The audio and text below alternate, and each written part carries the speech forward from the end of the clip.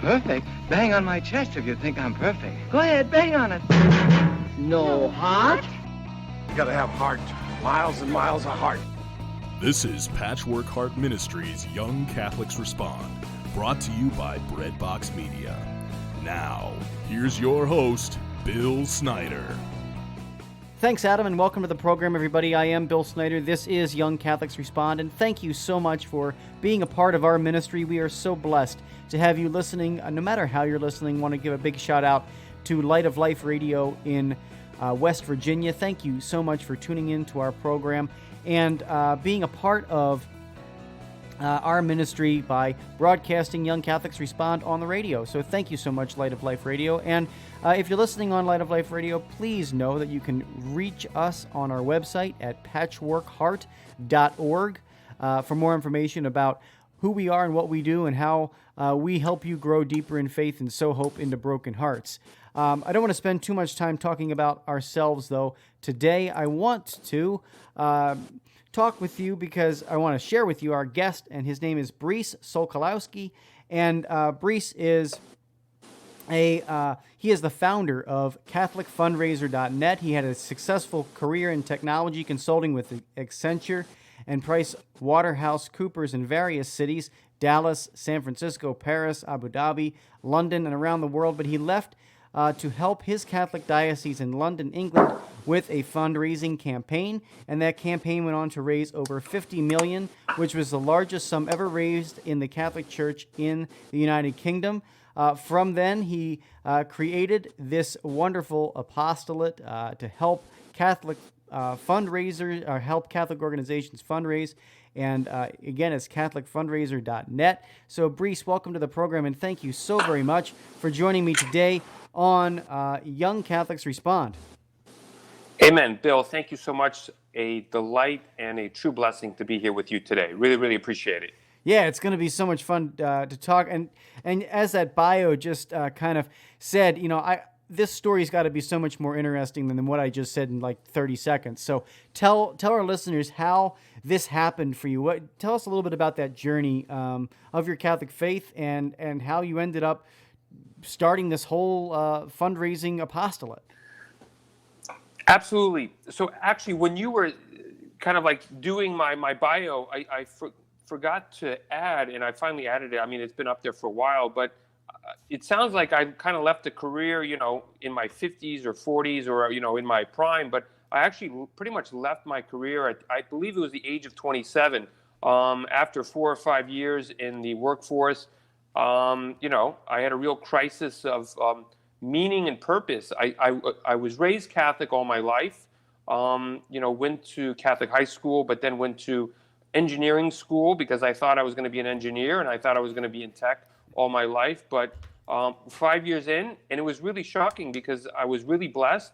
I was able to travel around the United States, have a lot of cool projects, lived and worked in Europe, in Paris, and in London. I even worked in the Middle East, in Abu Dhabi. So, you know, I had plenty of excitement, but I was bored. And, you know, one day my parish was having a fundraising campaign. My priest needed someone to do some phone calls, and I helped him with some phone calls. And then I started helping with the campaign, and I started recognizing, hey, this is something, you know, we live in a material world, but we got to do this stuff right.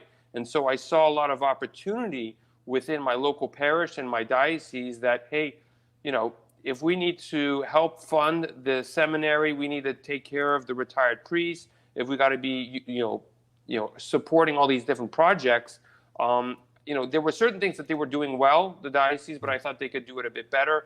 And I thought maybe I'm the guy to do it better. And then I worked for 3 years working at the diocese, and then I turned my attention to the pro-life movement, to religious orders, to lay apostolates. And I said, look, these guys don't have a bishop asking for tons of money. So how do I help these people who are just really want to raise a few $1,000, maybe 10,000? And how do I help them? And that's kind of the genesis of all this. That's amazing. And it's a really good thing that you spent some time with working, you know, with this, first your parish and your diocese, because you're able to get probably a pretty large breadth of understanding of what the need is out there, right? And so I'm kind of interested in finding out what is the need of Catholic organizations from your experience, because I think a lot of us think, we hear the term. In fact, I was just talking about this on another radio program not long ago when somebody told me the Catholic Church, they have plenty of money. Why don't they just sell a few paintings, and they'll be able to, make the money up, no problem. Well, there's something wrong with that, and I think a lot of young adults fall into that trap of hearing that, and they're like, oh well, they're fine. They don't need my support. They don't need the few $1,000s. How does it? What is the need in the church from your perspective? That's a big question. There are a few ways to dissect it. Number one, we are, in 2020, as this is recorded, we are standing on the shoulders of giants, over 2,000 years of history, culture, art, all this stuff. This was passed on down to us from other people. So, it's not ours, I think, to sell. But even the question of, the Catholic Church does have, when we say the Catholic Church, usually people think diocese and, the Vatican. Yeah, they've got tons of stuff, and could they do things better? That's a whole other topic. There definitely is room for improvement, but that's why I kind of left my diocese to help smaller apostolates, because they don't have 2,000 years. Obviously, they benefit from 2,000 years of history, but they're not the ones with these huge cathedrals, parishes, parish halls, land, schools, etc. So I really like to help the smaller ones do a really good job in fundraising, because I think in 2020, in the 21st century, it's much easier to do fundraising than it has been ever. And I think there are certain things that Catholics need to stay focused on when they do make the ask for the donation, because I personally think that the majority of the way Catholic apostolates fundraise, and this is diocese included, are doing it incorrectly. And I think that's why you're having a lack sometimes of people wanting to donate, or people questioning, well, why don't they sell stuff? Well, because I think the Catholic Church and any apostolate that wants to fundraise can do a whole lot better on inspiring people to donate. And I think every donation has to be an inspiration, and I think that's what we're lacking a lot of, and that's what a lot of my fundraising efforts go into, is making sure that we are telling an inspirational story and we're doing the mission in a way that inspires people to give. Awesome. That's so, that's so good. And I kind of want to find out what is one of the inspirational stories, or a few of the inspirational stories that have touched you to help these parishes, or make it a success, I should say. Those parishes that are able to, or smaller apostolates, even like ourselves, who are able to tug on the heartstrings, as my dad would say, a little bit, to make it inspirational. What are some of those interesting stories that you've come across that help drive that? Great question. The number one thing that I tell Catholics to do when it comes to fundraising is make the realization that 99% of everything that they need, they already have. There's no need for any more money. Call it the story when Jesus leads out the apostles 2 by 2, and he tells them, take nothing with you. They were a little afraid and a little worried that, they didn't have anything. But the lesson learned is when they came back, they were super excited. If anything, too excited, and Jesus had to tell them, calm down a bit. So step one is realize, and I see this a lot of the times where Catholic apostolates, they say, well, we need money. It's like, you don't need money. You don't need money. And, I've had to experience this myself. 99% of the time that you think you need a donation, you probably don't, especially in the 21st century where, you can pretty much, all the software now is pretty much free, connecting to the internet. You just go to any coffee shop, you get it for free. There's a way of connecting with thousands of people for free. There are grants that I talk about on my website. Catholics don't know this. You can get a grant of $120,000 from Google to spread the message of your apostolate absolutely for free. You get that almost no questions asked. Now, if you don't like Google, that's a whole other topic. But there's a whole lot of things that you can do for free. And then the second thing that I tell people is the parable of the talents. People are always saying, well, I need $100 million. I need $20 million to do this. I'm like, it's the parable of the talents. How much do you have now? $100? Well, guess what? Parable of the talents. Do everything that you possibly can with that $100. Steward that money. Make sure that those donors, or that donor, I don't know how many donated to you, but make sure that you are taking care of them with everything that you have. Again, the parable of the talents. And, if you're doing something for the will of God, you have to make the assumption that he's not going to leave you out to dry. So if all you got is $100, say, look, God, if this is what you want to give me now, I'm going to execute ruthlessly as if I had $1 million, and I'm going to show people what I can do without it. So, and again, the majority of the things that we have in today's world is absolutely free. Like, you can go on YouTube and you can build a channel. It doesn't cost you anything, and you can get, obviously, it's going to take a little bit of effort, blood, sweat, and tears, but guess what? We're Catholic, and that's in our wheelhouse, as they say. Yeah. That's a really great point. And I think thinking like this and helping young people and young apostolates, we have a lot of people that listen to our show that are thinking about, starting their own, or maybe even just coming into Catholicism and understanding the perspective of what this looks like. And you've just laid out beautifully for us exactly what we need to start doing, which I think is thinking so radically different. Because you're exactly right. You mentioned in the beginning of the program that so many parishes and so many dioceses are doing this the wrong way, through all these different appeals and all these different ways to try and raise this money. And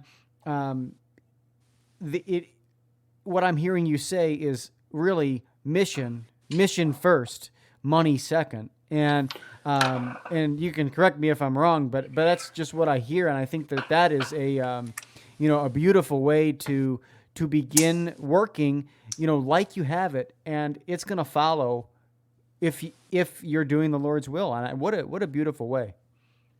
Absolutely. And in case there are any Thomases out there that say, well, seeing is believing, some of the best Catholic apostolates that I've helped started out with almost no fundraising. And there's one in particular, they had absolutely no idea how to do it, but they listened to everything that I said. And this was great. It's very rare that somebody, listens to this advice and takes it wholeheartedly and says, look, you're the expert, I'll do it.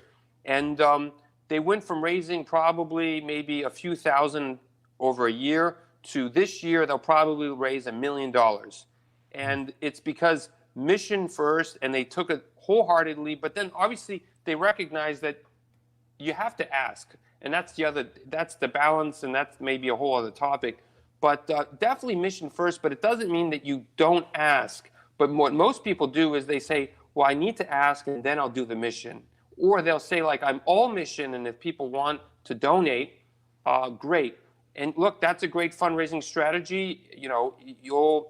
It's a hit and miss strategy, but if that's the one that you want to operate, great. But if you're looking for consistency, that's where my website, CatholicFundraiser.net, really works. There's also a free guide called the 10 Commandments to Catholic Fundraising.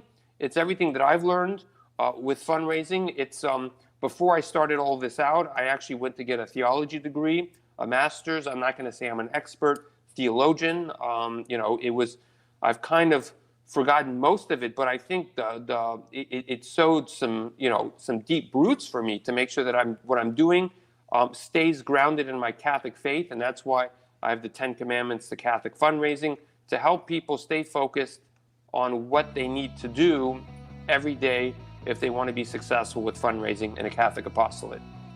Awesome stuff.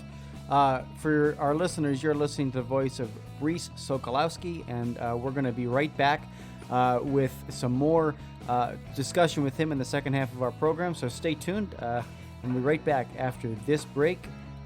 I'm Bill Snyder. Patchwork Heart Ministry is committed to sowing hope into broken hearts by helping young people encounter the love of Jesus Christ and His Catholic Church through prayer, storytelling, and media initiatives. We invite you to prayerfully consider supporting this mission financially. Mail your tax-deductible donation to Patchwork Heart Ministry at P.O. Box 563, Lake Geneva, Wisconsin, zip code 53147, or visit patchworkheart.org to donate online. That's Patchwork Heart Ministry, P.O. Box 563, Lake Geneva, Wisconsin 53147, or online at patchworkheart.org. Hi, everybody. Bill Snyder here. Just want to thank you for listening to this episode of Young Catholics Respond. And as a founder of Patchwork Heart Ministry, we have so much more going on than just our podcasts. Check it out at patchworkheart.org. The St. Raymond Nonatus Foundation for Freedom, Family, and Faith offers prayerful accompaniment for those who are affected by divorce and separation. We offer free online support meetings for those affected by divorce and for adult children of divorce. You can learn more about us at nonatus.org. That's NONNATUS.org. Text or call 215-870-9913. Your heart is always beating, but you never have to think about it. Welcome back to Young Catholics Respond. Once again, Bill Snyder. Hey everybody, welcome back here to Young Catholics Respond. Today my guest is Brice Sokolowski, and we are talking with him about his wonderful apostolate called CatholicFundraising.net, and it's a wonderful apostolate that, it's CatholicFundraiser.net. I'm not going to direct you to the wrong site, CatholicFundraiser.net, and we're talking with him about just first half of the program was awesome. But so if you didn't get a chance to listen to it, please rewind it and listen to it on the podcast feed if you're listening to it on the radio. And I just want to say that, there is such an important, we talked about really the importance of Catholic fundraising and why we need to do that. And then now I want to jump into one of the really neat resources, because as he says, there's really no excuse for people not learning how to do this stuff. And he has a thing called the 10 Commandments of Catholic Fundraising for apostolates out there. And I just want to maybe go through a few of them with you, talking about how and why it's so important for us to kind of follow these 10 Commandments for these different apostolates out there. The number one thing for me is, and if you say this to Catholics, they'll say, of course, it's a given. They're like, yeah, I do that. But I really want people to take it to heart, and that is build a prayer life. A prayer life, you can get a whole lot of discussions with, prayer, how to pray and all that stuff. For me, what I've understood as prayer in the context of fundraising is you got to have a strong prayer life, which means it's got to be structured. Go to any monastery, any convent, it's locked and loaded, their prayer schedule. I'm not saying that you have to pray like a monk or a nun, but obviously they're there and work off of them. But I would say have a structured prayer life, and don't be praying all the time like, oh, I hope I get a donation. But build a relationship with God. Whether it's praying a daily rosary, reading the readings, going to mass on a daily basis, going to adoration. Find what it is that you need to do to keep you structured. Because guess what, fundraising, it's a huge whirlwind. It's up and down, left and right. You think you got a donation, you don't. You get a big donation, then the next thing you're worried about is like, well, am I going to get another one? It's ups and downs. It's very, very stressful. So you need a prayer life. And on top of that, I would recommend getting some type of, a chaplain, some type of spiritual guide for the apostolate, and somebody who understands that we live in a material world, and that they're going to at least give you some solid advice when it comes to asking for donations and being dependent sometimes on, what's around us. So I would really recommend that. And then third, I guess under this umbrella is, have a patron saint for your apostolate. Some people say that, I have one. It's Our Lady. But, go the extra mile. And I'll raise my hand and say, when I started my apostolate, I said my managing director, my managing partner was Our Lady. I probably could do a bit better to get her involved, but I really try and, practice what I preach. So those are really, really important when it comes to fundraising. Take the prayer life super, super seriously. Don't get into fundraising and an apostolate without having a really solid prayer life, because this stuff is difficult with and definitely without a prayer life. So that's step one. And then I would say another, commandment of fundraising is, and I kind of mentioned this in the part one, get really organized about the people who God is bringing you. We get excited when somebody gives us a $10 donation, but we kind of like forget about that person because we think $10 isn't a lot, or $5, that's not going to get me to where I need to be. Yeah. I really tell people, get organized with your contacts and parable the talents. Stay organized with these people, thank people, remember people, pray for those people. Again and again, parable the talents. We see it too often. I'm not trying to point the finger here, but we see too often, we see all these different fundraising campaigns. It's like, it seems like the Catholic Church is constantly asking for money, and we can't do anything without money. I think it's ridiculous, because we can really do everything without money. And the case in point is that if every, parish, I would think with COVID, every church was practically closed. I don't know about other people, but I know about me and a few other people. I was still participating in Mass. I was actually going to the parking lot of my church and live streaming it there and trying to do the best I can. But it's just to show that, regardless of what happens out there, you have to keep moving forward. So yeah, that's what I got. Yeah, though, you know what, those two keys, I think, many people overlook the power of both of them. And I don't think often many people, even in a diocese, begins to think like you think at all. Okay, in order for me to do this, I need to pray more and I need to get organized more. Those two things, I think, if 95% of the Catholic apostolates out there did that, their businesses would you just watch their businesses go through the roof. You bring up a good point. Not to cut you off, but to make this example very clear, I'm blessed with the apostolates that I help, because the ones who take this stuff so seriously, the prayer and thanking everybody and making sure that they're intentional with every donation, they are seeing huge increases in their donations. And the reason why is, number one, look, the world, the United States needs the Catholic Church. If anything, we see it today. And these apostolates are going out there, guns roaring, waving, the Catholic flag. And then secondly, people are generous when they see apostolates like theirs raising the flag and saying, look, we're not going to be hiding in lockdown. We're not going to be having excuses of why we can't do things. We're gonna rethink how we deliver our mission, and we're gonna double down on what it is that we do. All of a sudden, the Holy Spirit obviously is helping everybody, and the Holy Spirit is saying to these people, look, here's an apostolate that's doing a great job, and people are inspired, and they say, I want to be generous to these people, because they're not giving excuses as to why they can't do what is it that they say they do. They're going off, and they're exceeding every single expectation with their fundraising. But at the same time, obviously, they're jumping up and down saying, great, we've beat our every single fundraising goal that we have. But they go back to focusing on what the mission is and how they got there. It's really, really impressed me. I'm really, really blessed with my job. Yeah, that's incredible. And I really appreciate you driving those things home here on the program today, because I think not only is it important for Catholic fundraisers to understand this, I think it's important for the consumer of these things to hear, right?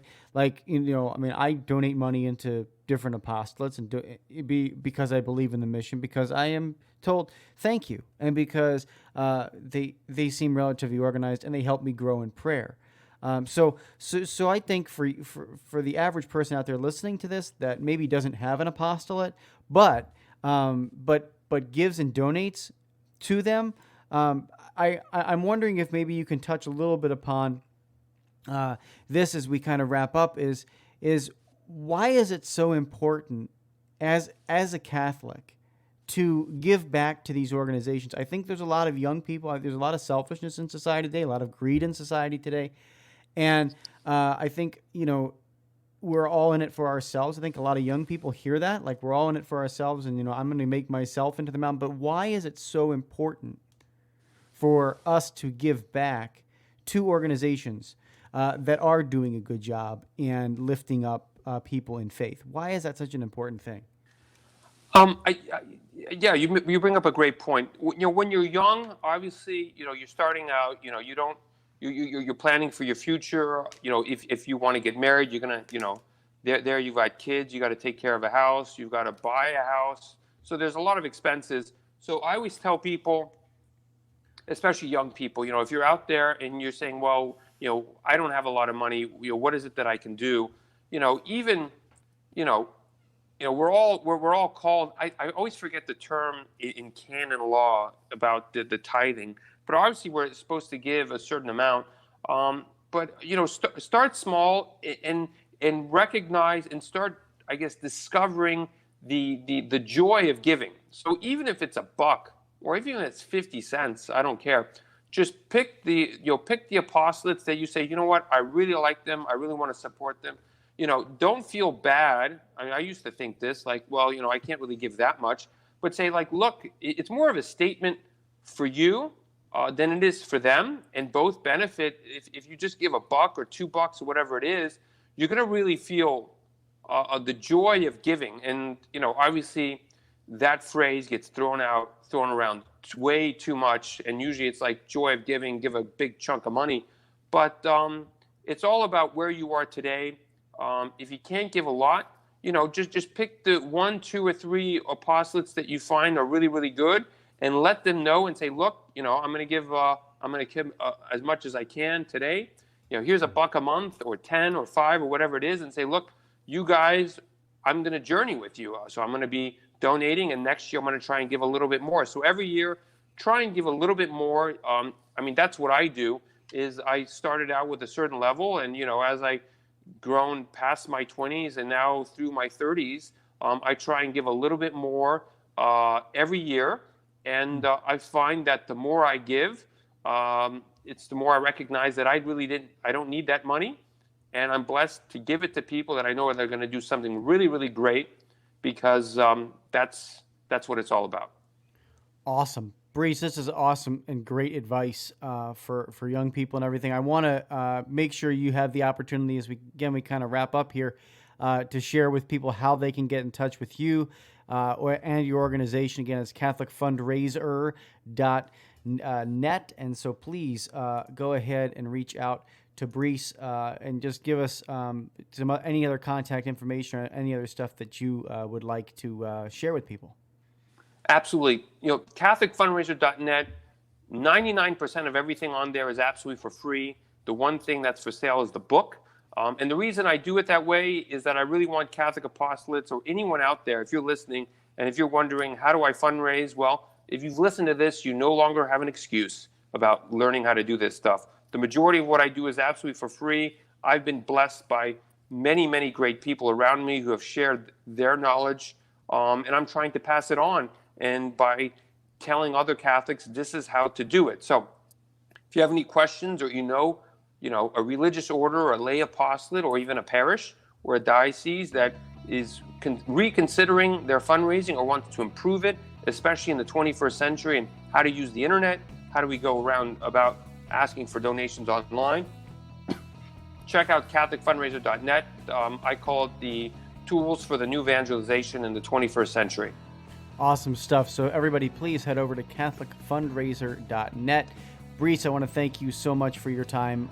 It's been a pleasure talking to you, and hope to have you back on soon. So thank you. Thank you, Bill. God bless. All right, well, this has been an episode of Young Catholics Respond. Until next time, from all of us here at Patchwork Heart Ministry, I'm Bill Snyder. Keep beating to your Catholic heart. You've been listening to Young Catholics Respond, a radio initiative of Patchwork Heart Ministry. To learn more about our ministry and program, visit us at patchworkheart.org Or, to get exclusive access and early ministry updates, become our patron on Patreon by searching for Patchwork Heart Ministry.